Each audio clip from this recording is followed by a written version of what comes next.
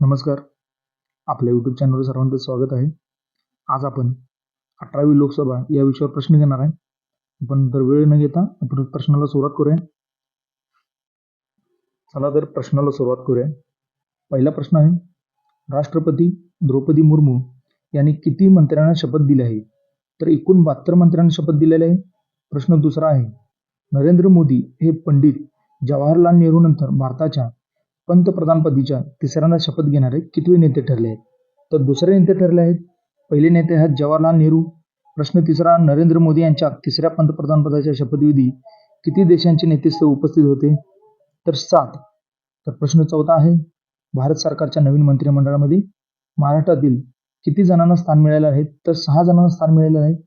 प्रश्न पाचवा आहे, लोकसभा निवडणूक 2024 मध्ये महाराष्ट्र राज्यातून किती महिला खासदार निवडून आले आहेत? तर 7. आणि एकूण केंद्रात म्हटलं तर 74 आहेत.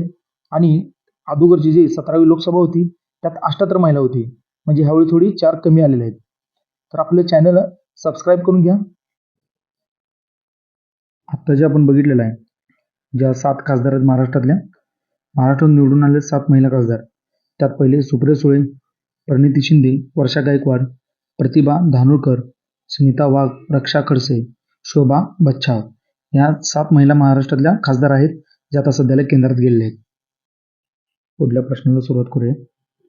प्रश्न 6 आहे, लोकसभा निवडणूक 2024 मध्ये राष्ट्रीय काँग्रेस पक्षाला एकूण किती जागा मिळालेल्या आहेत? तर 99 जागा मिळाल्या आहेत, ज्याला आपण इंडिया अलायन्स असं म्हणतो. म्हणजे इंडिया अलायन्स म्हणजे हे एकत्र अनेक पक्ष एकत्र होऊन त्याला इंडिया अलायन्स असे नाव दिले आहे. त्यातले फक्त काँग्रेस म्हटलं तर 99. 7वा प्रश्न, लोकसभा निवडणूक 2024 मध्ये भारतीय जनता पक्षाने सर्वाधिक किती जागा जिंकल्या आहेत? तर 240 जिंकलेले आहेत, ज्याला NDA म्हटलं जाते.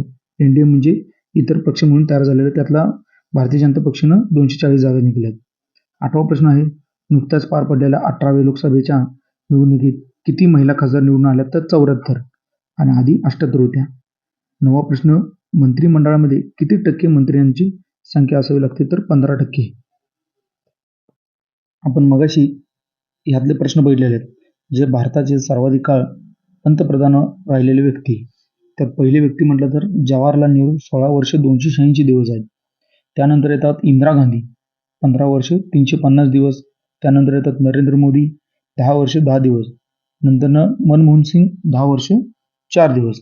सर्वाधिक काळ केंद्रात सत्तेत राहिलेला पक्ष म्हटलं तर काँग्रेस होतो, जो 54 वर्ष 123 दिवस राहिला. त्यानंतर येतो BJP, 16 वर्ष 90 दिवस. त्यानंतर येतं जनता दल, 2 वर्ष 269 दिवस. त्यानंतर जनता पार्टी, 2 वर्ष 126 दिवस. समाजवादी जनता पार्टी 123 दिवस, 223 दिवस आहेत. तर जनता दल सेक्युलर 170 दिवस राहिलेला आहे. तर परत एकदा भेटू आपण नवीन विषय घेऊन, नवीन करंट अफेअर घेऊन. आपल्या चॅनलला सबस्क्राईब करा, म्हणजे मला आणि इतर व्हिडिओ बनवता येतील. धन्यवाद.